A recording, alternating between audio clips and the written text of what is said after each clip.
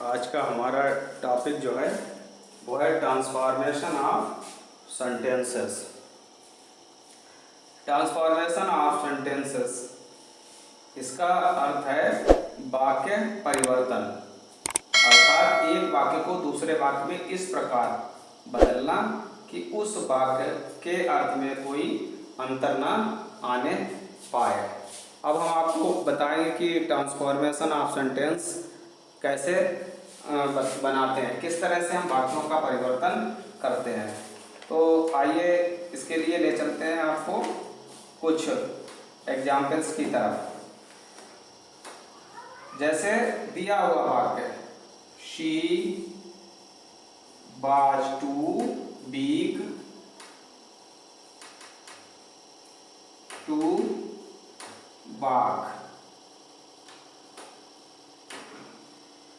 तो जब हम ट्रांसफॉर्मेशन करेंगे, इसका परिवर्तन करेंगे, तो ये हमारा जो टू होता है इसके स्थान पर शो का प्रयोग किया जाता है, और ये जो टू होता है इसके स्थान पर दैट लगा करके, और जो हमारा दिया हुआ सब्जेक्ट होता है उसके साथ में कैन नॉट या कुड नॉट। अगर वाक्य हमारा पास्ट टेंस में है तो कुड नॉट का प्रयोग करेंगे, अगर वाक्य हमारा प्रेजेंट टेंस में है तो कैन नॉट का प्रयोग करेंगे। तो इस वाक्य को अगर हम जब बदलते हैं तो क्या बनेगा, she was so big that. अब ये सी जो सब्जेक्ट है ये यहाँ आ जाएगा, दैट सी, और जो पास्ट टेंस में वाक्य दिया गया है तो उसके अनुसार यहाँ क्या हो जाएगा, could not, she could not walk. अर्थात जब हम बदलेंगे तो टी डबल ओ वाला टू जो है वो शो में बदल जाता है, जो इन्फिनेटिव वाला टू होता है उसके स्थान पर दैट, और यहाँ पर आया हुआ जो हमारा सब्जेक्ट होता है वो, और फिर कैन नॉट या कुड नॉट का प्रयोग कर दिया जाता है। इस चीज का ध्यान रखिए कि अगर दिया हुआ वाक्य हमारा पास्ट टेंस में है तो यहाँ पर कुड का प्रयोग करेंगे, दिया हुआ वाक्य अगर यहाँ पर हमारा प्रेजेंट टेंस में है तो यहाँ पर कैन का प्रयोग करेंगे। इसी तरह से आगे आइए आपको ले चलते हैं। जैसे he is too poor, he is too poor not to accept money, not to accept money. अब जब इस वाक्य को हम बदलेंगे तो क्या बनेगा, ही इज सो पुअर, फिर दैट।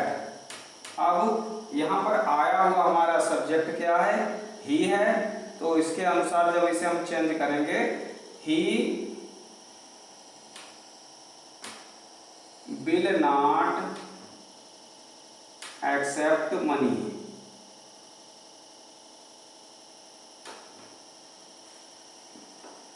इसी तरह से अगर जिन वाक्यों में इस टू के बाद में अगर इन्फिनेटिव वाला टू नहीं दिया होता है तो वो वाक्य जो है असीमित माना जाता है।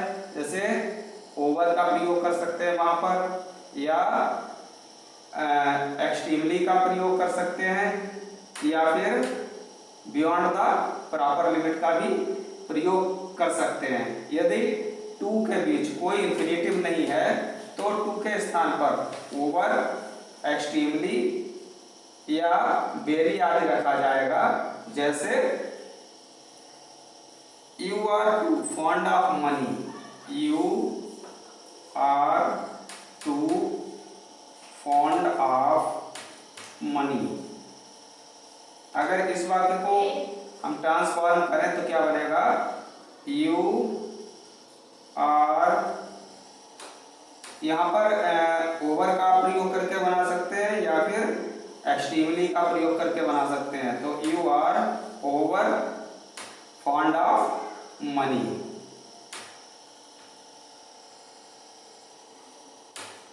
इस तरह से इन वाक्यों में परिवर्तन कर दिया जाएगा। तो ट्रांसफॉर्मेशन ऑफ सेंटेंस को हम क्या बनाते हैं, जैसे अगर हमारा, जैसे अपने फर्स्ट एग्जाम्पल में आपको दे रखा था यहाँ पर कि she was too weak to walk, तो she was too T double O जो आता है इसके स्थान पर क्या है कि एडजेक्टिव से पहले हम सो का प्रयोग करके बनाते हैं इसको, यानी सो में बदल देते हैं, फिर एडजेक्टिव रखते हैं, फिर जो इन्फिनेटिव होता है उसके बाद में दैट और सब्जेक्ट के साथ में कुड नॉट अथवा कैन नॉट का प्रयोग करके बनाएंगे। इसी तरह से जो हमारे प्रेजेंट टेंस के जो वाक्य होते हैं उनमें क्या है कि उनमें कैन का प्रयोग करके बनाया जाता है। जिन वाक्यों में केवल टू एक ही बार इस्तेमाल किया गया है, दोबारा इन्फिनेटिव का प्रयोग नहीं किया गया है, तो ऐसे वाक्यों को बनाने के लिए हम ओवर का प्रयोग कर सकते हैं।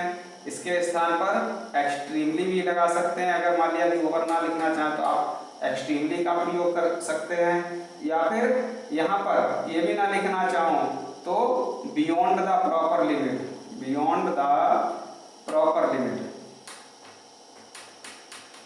इसका भी आप प्रयोग करके वाक्य को बना सकते हैं। इसमें कैन नॉट या कुड नॉट इत्यादि का प्रयोग जो है वो नहीं किया जाता है।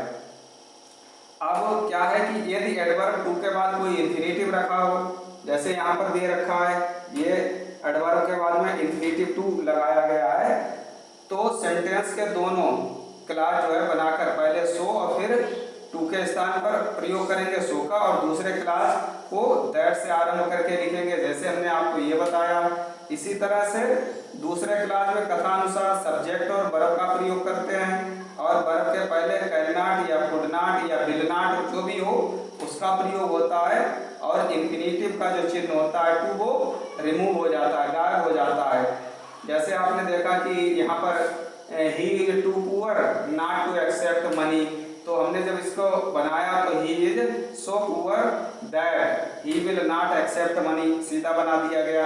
इसी तरह से कहता है कि यदि सेंटेंस में कोई निगेटिव शब्द नहीं है तो सबऑर्डिनेट क्लॉज यानी कि तो वाक्य जो हमारा सबऑर्डिनेट क्लॉज जो है वो निगेटिव रखा जाएगा। और जैसे यहाँ पर दिया था वाक्य पहला वाला ही she was too weak to walk, तो इसी तरह से जो है हमने जब बनाया तो निगेटिव सेंस हो ही गया, यानी सी के बाद कुड नॉट का प्रयोग कर दिया गया। यदि टू के बाद में कोई इन्फिनेटिव नहीं है, जैसे यहाँ पर लास्ट वाला एग्जाम्पल दिया था कि अगर टू के बाद में यहाँ पर कोई भी इन्फिनेटिव आया ही नहीं है, जैसे इन वाक्यों में आया इसमें नहीं आया, तो ऐसे वाक्य आए जिनमें कि टू का प्रयोग ना दोबारा हुआ हो इन्फिनेटिव का, तो ऐसे वाक्यों को ओवर केवल टी डबल ओ वाला जो हमारा ऑप्शन होता है इसी को हम बदलकर ओवर में बदल देते हैं, या एक्सट्रीमली में बदल देते हैं, या बियॉन्ड द प्रॉपर लिमिट रख देते हैं, और बाकी की सिंथेसिस कर दी जाती है। तो इस तरह से आप आसानी से समझ सकते हैं कि ट्रांसफॉर्मेशन ऑफ सेंटेंस को हम कैसे परिवर्तित करते हैं। धन्यवाद। इसी तरह से जो है आगे एग्जाम्पल दे रखा है कि कुछ ऐसे सेंटेंस होते हैं जिनके बीच में मी आ जाए, मी आ जाए, या फिर अस आ जाए, या फिर कोई निर्जीव वस्तु आ जाए, तो हम उसका प्रयोग जो है बीच में किस तरह से करते हैं, उसको बदल किस तरह से बदला जाता है। जैसे हमारा दिया हुआ सेंटेंस है the problem is too hard for me to do, तो जब हमने इसको परिवर्तित किया तो क्या बना, the problem is so hard, फिर दैट लगाया। अब क्या होता है कि बीच में अगर हमारा यहाँ पर कोई केस, जैसे यहाँ पर पसेसिव केस वगैरह दे रखा है, इसी तरह से अगर दे रखा है तो उसको हम कैसे चेंज करेंगे। तो यहाँ पर अगर मी आता है तो उसको मी को काय में बदल दिया जाता है, आई में बदल दिया जाता है। अगर यहाँ पर अस आता तो यहाँ पर बी में बदल दिया जाता, अगर यू आता तो यू ही रहता। तो इस तरह से जो है, या कोई यहाँ पर निर्जीव वस्तु दी होती और यहाँ पर आता तो निर्जीव वस्तु के अकॉर्डिंग जो है इट का प्रयोग कर दिया जाता। अब यहाँ पर दिया हुआ हमारा जो सेंटेंस था वो था the problem is too hard for me to do. तो जब हमने इसको ट्रांसफॉर्म किया सेंटेंस का तो क्या बना, the problem is so hard that, और मी को आई में बदल दिया गया, दैट आई, और फिर कैन नॉट डू इट। इस तरह से जो है हमने ये वाक्य की संरचना कर ली।